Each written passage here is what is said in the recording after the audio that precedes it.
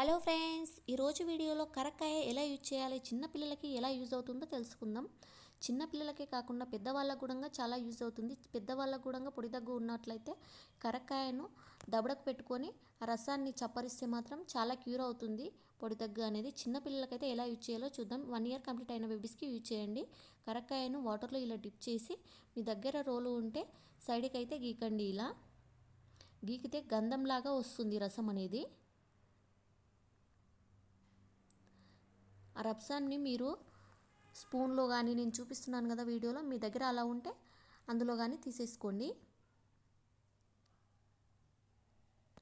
ఇలా తీసేసుకోండి. దీనివల్ల డార్క్ సర్కిల్స్ కానీ, తలనొప్పి ఉన్న వాళ్ళకి, కళ్ళ మంటలు, వామిటింగ్స్ ఇలా ఉన్న వాళ్ళకి చాలా యూజ్ అవుతుంది ఈ వీడియో. చూస్తున్నారు కదా, గంధాన్ని ఇలా తీసుకోండి. ఒకవేళ మీరు బ్రెస్ట్ ఫీడింగ్ ఇచ్చే మదర్స్ అయితే మాత్రం మీ ఫీడింగ్ పాలను అందులో వేసి ఒకసారి కలుపుకోండి. లేదంటే ఆవు పాలను కూడా వేసుకోవచ్చు. ఇదైతే 3 పూటలు తాపాలి పిల్లలకి. పరిగడుపున తాపాలి. మార్నింగ్, సాయంత్రం, మళ్ళీ మార్నింగ్ తాపాలి. కాళ్ళ మీద పడుకోబెట్టుకొని తాపాలి.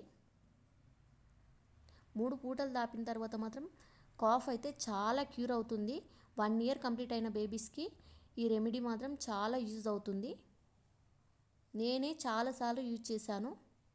ఈ వీడియో మీకు నచ్చినట్టయితే ప్లీజ్ లైక్ చేసి సబ్స్క్రైబ్ చేసుకోండి ఫ్రెండ్స్. ఇంకా ఈ కరకాయ వల్ల ఏమేమి యూజెస్ ఉన్నాయో నేను షార్ట్ వీడియోలో అప్లోడ్ చేస్తాను. Thank you.